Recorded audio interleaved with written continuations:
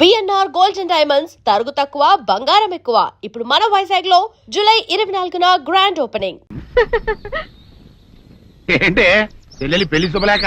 అవునండి, ఆగమేఘాల మీద అచ్చొత్తిచ్చానండి లగ్న పత్రికలు. తమరు దగ్గరుండి జరిపించాలి పెళ్లి. శుభం, తప్పకుండా జరిపిస్తా. ఇది అన్నట్టు పెళ్లి పనులకి ఎవరైనా మనుషులు తక్కువైతే చెప్పు, నా కొడుకు బుల్లిరాజు గారిని పంపిస్తా. చింతకాయం కాదు, మా ఇంటి నిండా బోల్డ్ మంది పనోళ్ళు పాలేర్లు. అసలే మాది ఇప్పుడు తొరల వంశం. వస్తానండి, అవతల బోల్డ్ మందికి వంచాలి లగ్న పత్రికలు.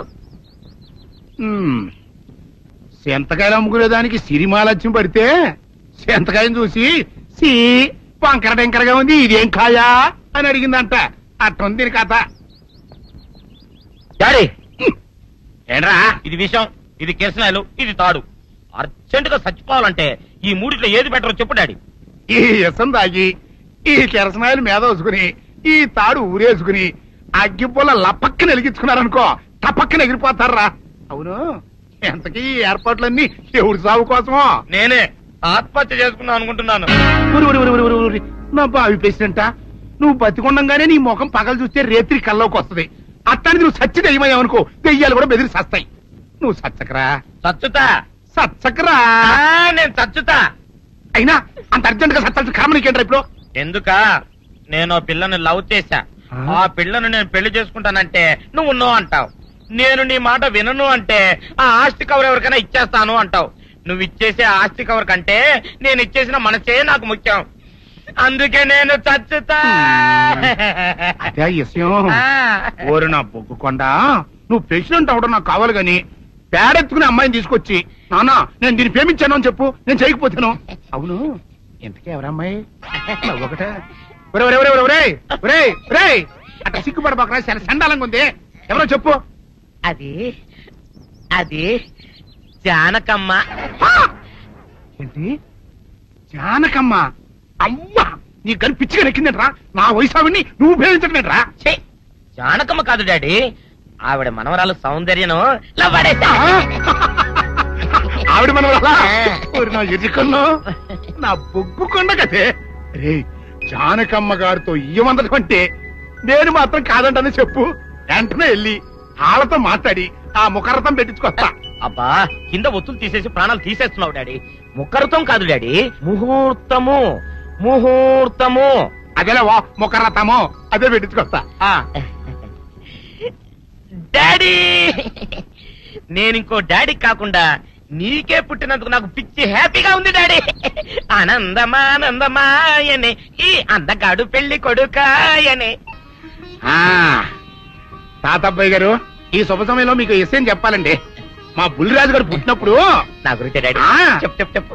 మా బుల్లిరాజు గారు పుట్టినప్పుడు మా ఆవిడికి పురుడు పోసిన మంత్రసాని చూసి పుట్టింది పంది పిల్లేమో అనుకుని అని అడిచి ముడిచిపోయిందండి. డాడీ, ఇప్పుడు అవన్నీ ఎందుకు? ఊరుకోవా, మన జీవితాల్లో గొప్ప ఈ చిత్రాలు జరిగినప్పుడు 10 మందికి చెప్పుకోవాలా. ఇప్పుడు మంత్రసాని మూర్చిపోయింది కదండి. ఇకపోతే మా ఆవిడ ఎట్టండి సేపుల్లే నా కొడుకుని కన్నానని బెంగపడి పురిటి స్థానం అవ్వకముందే చచ్చిపోయిందండి. డాడీ, నేను నీ కడుపున పుట్టపట్ట కదా నాకు ఈ ఫేస్ వచ్చింది. నేను ఇంకొక నాన్నకు పుట్టిన అందంగా నన్ను పుట్టుండేవాడిని. ఇక చూడు, కాకి పిల్ల కాకి ముద్దురా. నీ మొహం ఎప్పుడు నాకు ముద్దొత్తనే ఉంటుందిరా కన్నా. ఇకపోతే మా ఆవిడ చచ్చిపోయింది కదండి. ఈయన్ని ఎత్తుకోవడానికి వచ్చిన పని పిల్లలండి ఈయన చూసి దడుచుకుని పరుగో పారిపోయేవారండి. అసలు ఈడికి ఈ జన్మలో పెళ్ళవుద్దా అని నేను ఈ ఆడవని రోజు లేదనుకోండి. అట్లాంటిది మా బుల్లిరాజు గారికి మీ అమ్మాయితో పెళ్లి కుదరటం నిజంగా మా అదృష్టం కదండి. ఎంత మాట, మీలాంటి వారితో వీయమంతరం మా అదృష్టం. అలాగే అంత మాట్లాడతారు. పొంతులు గారు మొకరథం పెట్టేయండి. అయ్యా, ఈనాటికి సరిగ్గా 4వ రోజుకు ఓ మంచి దివ్యమైన ముహూర్తం ఉంది. అయితే అదే కాయ చేసేయండి. ఏంటండి అట్లాగే ఏమనే, మా ఓడికి పెళ్లి ఖాయమైతే మా నూరు దేవాలయంలో దేవుడికి అభిషేకం చేయిస్తానని మొక్కుకున్నానంటే ఆ అభిషేకం ఇలా జరిపిస్తున్నాను. మీరందరూ పెళ్లి కూతురు తీసుకుని తప్పకుండా రావాలి. అమ్మో జానకమ్మా, నువ్వు కూడా తప్పకుండా రావాలి. ఎంత మాట, తప్పకుండా వస్తాను. తగినమ్మా, వస్తానండి. మంచిది. పల్నాటి నాగమ్మ లెవెల్లో పథకాలేసి ఈ పెళ్లిని జరగొడదామని చూసావు. అది తెలుసుకోలేనంత ఎదవని కాదు నేను. మీ అందరికీ తెల్లారదాకా టైం ఇస్తున్నా. నా కొడుకుని ఎక్కడ దాచారో చెప్పకపోతే మీ అందరి బతుకులు తెల్లారిపోతాయి. నిజంగా బుల్రాజ్ అయ్యాడో మాకు తెలియదండి. నేను ఇంకేమీ దలుచుకోలేదు. మీకు ఇచ్చిన గడువు లోపల మీరు నిజం చెప్పాలి, అదే నేను వినాలి, అంతే.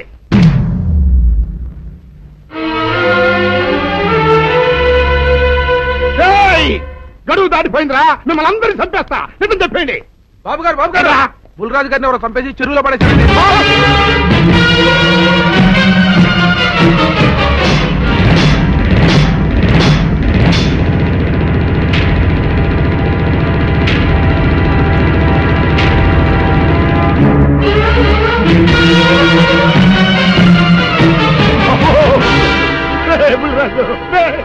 ధర్మానికి మారుపేరైన మీ కన్న కొడుకు మీద ఎవరు పగ పెంచుకున్నారో గాని మొహం నామరూపాలు లేకుండా చెక్కేశారు బా.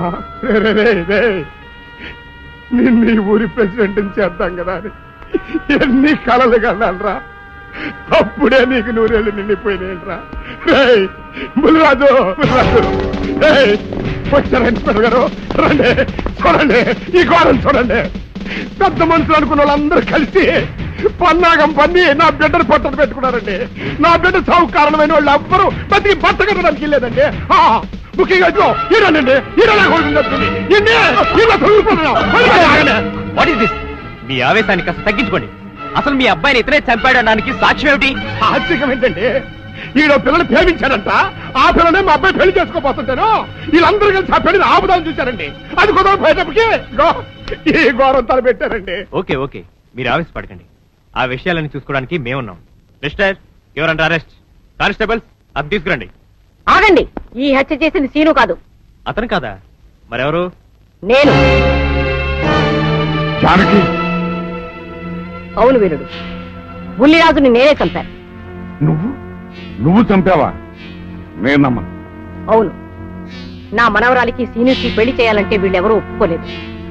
చూస్తూ చూస్తూ వాళ్ళ ప్రేమని బలి చేయలేకపోయాను. బుల్లిరాజు దగ్గరికి వచ్చి వాళ్ళ పెళ్లికి సహకరించమని ఎంతో ప్రాధాయపడ్డాను. అతనందుకు ఒప్పుకోలేదు సరికదా. చాలా అసభ్యంగా ఒక్క రాత్రి సౌందర్య తనతో గడిపిన తర్వాత సీనుకిచ్చి పెళ్లి చేసుకోమన్నాడు. నాలో ఆవేశం పొంగింది. ఏం చేస్తున్నానో నాకే తెలియలేదు. అక్కడ ఉన్న ఇనుపు లైట్ స్టాండ్ తో బలంగా బుల్లిరాజు నెత్తి మీద కొట్టాను. ఆ తర్వాత గాని నేను చేసిందేమిటో నాకు తెలియలేదు. కానీ అప్పటికే అతని ప్రాణాలు పోయాయి. వెంటనే శవాన్ని అక్కడి నుంచి తరలించి చెరువులో తోయించాను. ఇన్స్పెక్టర్ గారు, జరిగింది చెప్పాను. ఇందులో ఎవరి ప్రమేయం లేదు. ఈ హత్య చేసింది నేను. నన్ను అరెస్ట్ చేయండి. I see. అలాగా. కానిస్టేబుల్స్, ఆవిడ అరెస్ట్ చేసి తీసుకురండి. ఈ బాడీని పోస్ట్ మార్టం పంపించండి. వాళ్ళందరూ వదిలేయండి. పెద్దరాజు గారు, మీరు ఒకసారి స్టేషన్కి వచ్చి స్టేట్మెంట్ ఇవ్వండి.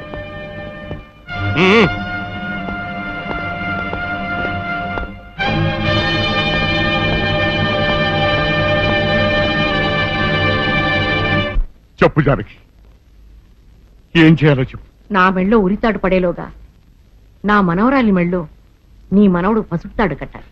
అలాంటి మాట్లాడక జానకి, నేను భరించలేను. నీకేమీ కాదు, పట్నం వెళ్ళి మంచి లాయర్ని మాట్లాడతాను. ఎలాగైనా సరే నిన్ను బయటికి తీసుకొస్తాను. నువ్వు నన్ను కాపాడే ప్రయత్నం చేస్తే నీ మనవడు ఉరికమ్మ ఎక్కుతాడు. ఏమిటో అనేది? ఈ హత్య నేను చేయలేదు.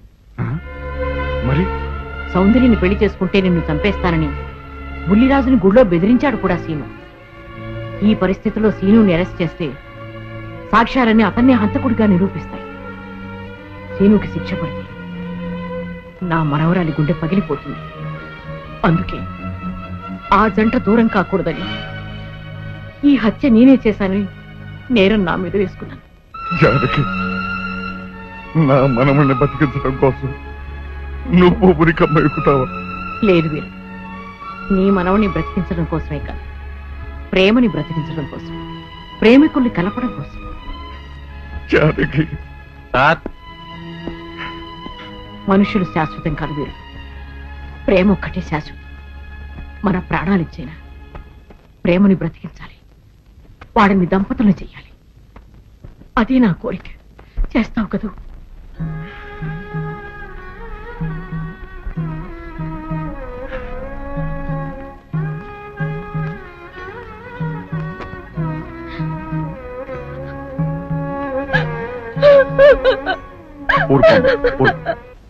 చెయ్యని నేరానికి జానకి శిక్ష అనుభవించడం నేను భరించలేదు. ఆమె చేసిన త్యాగానికి మన కుటుంబం మొత్తం తరతరాలుగా సేవ చేసిన ఆమె రుణం చేరు. మనం వెంటనే పట్టణం వెళ్ళి మంచి లాయర్ని మాట్లాడు. నా ఆస్తి మొత్తం పోయినా సరే జానకిని మాత్రం కాపాడాలి. వీల్లేదు. ఏ రైతు ద్వారా పట్టణం వెళ్తానికి లేదు, జానకమ్మని కాపాడడానికి లేదురా.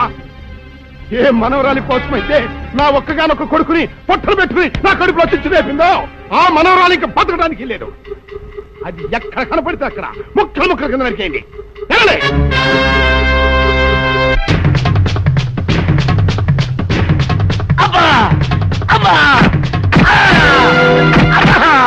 అభం శుభం తెలియని నా చెల్లిని పెళ్లి చేసుకుంటాను నమ్మించి మోసం చేస్తావా? ఒరేయ్, నువ్వు వేరే పెళ్లి చేసుకుంటావు తెలిసి కూడా నీకు ఏ అపకారం తలపెట్టకుండా తను ఆత్మహత్య చేసుకోబోయిందిరా నా చెల్లెలు. అలాంటి మంచి పిల్లకి ద్రోహం చేయడానికి మనసుల వచ్చిందిరా.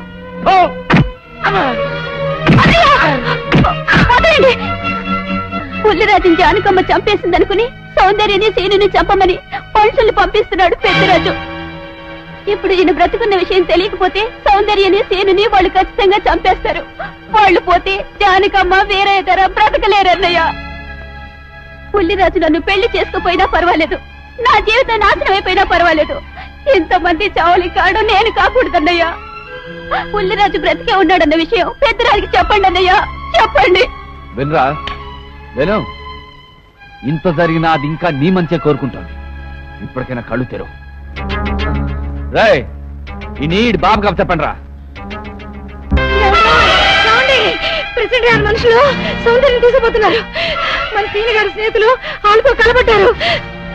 రండి రండి.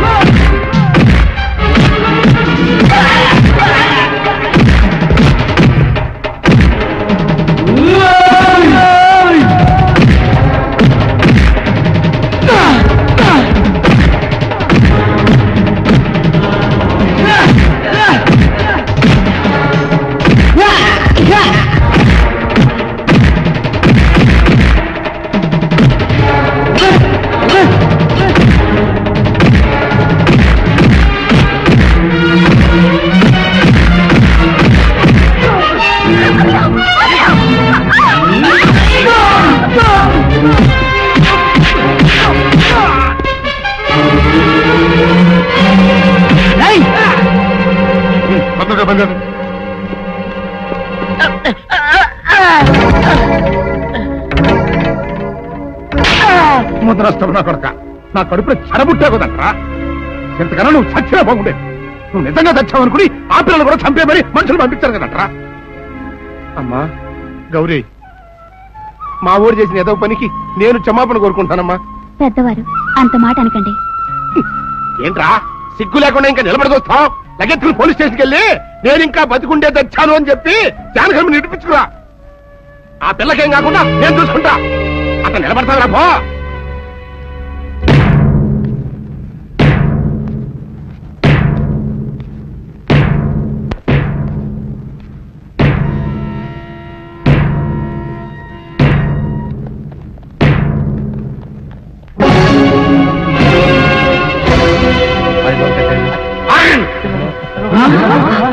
అడుగు ముందుకు వేశారు, తలకాయలు పుచ్చకాయలా ఎగిరిపోతాయి. బాబు మీరు ఇక్కడే ఉన్నాడు, వాళ్ళ అంతు చూస్తాను. ఒరే పెద్దిరాజు, నీ బలగాన్ని వెంటేసుకొస్తే నేను బెదిరిపోయి నా మనవన్నే మనవరాలు నీకు అప్పగిస్తాను అనుకున్నావురా? ఎరగరా, ఆవేశం తగ్గించే కాస్త నేను చెప్పేది ఇరవయా. దమ్ములుంటే మగాడు అన్నవాడు ముందుకు రండిరా. ఈ వేరేగారు సత్తాయితో చూపిస్తాను. ఇప్పించుకోండి బాబు.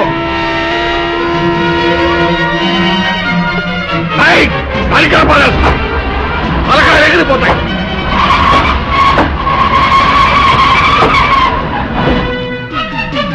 నేను అమ్మాయి మీరు ఎక్కడే ఎక్కడ మీరు వీళ్ళ సంగతి చూస్తాను.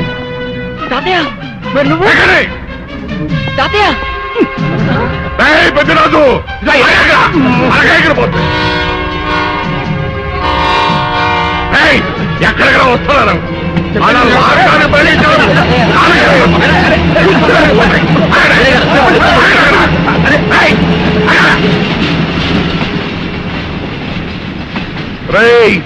నా మనవడు మనవరాలు ప్రేమ పౌరాల్లా ఎగిరిపోయారా.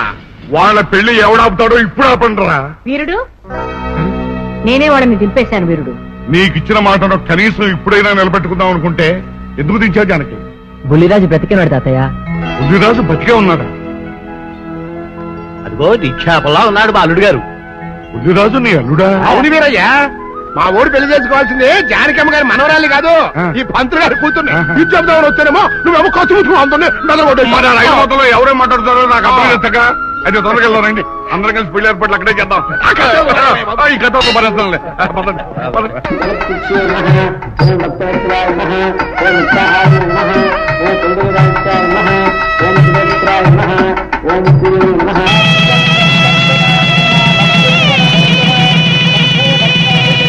అంతా బాగానే ఉంది కానీ అత్తయ్య, నాకు అంతు పట్టని విషయం ఒకటే. ఇంతకీ నువ్వు చంపింది ఎవరిని? మీ అత్తయ్య ఎవరిని చంపలేదు, అంతా ఉత్తుదే. మరి ఆ చెరువులో దొరికిన శవం? నేను చెప్తాను. కొత్తపల్లి నుంచి ఇప్పుడే మాకు రిపోర్ట్ అందింది. ఆ శవం ఆ ఊరు వాడిదేనట. పెళ్లి కొడుకు తరపు వాళ్ళకి పెళ్లి కూతురు తరపు వాళ్ళకి జరిగిన ఘర్షణలో అతను చంపేసి ఆ శవాన్ని మీ ఊరి చెరువులో పారేశారట. అది విషయం.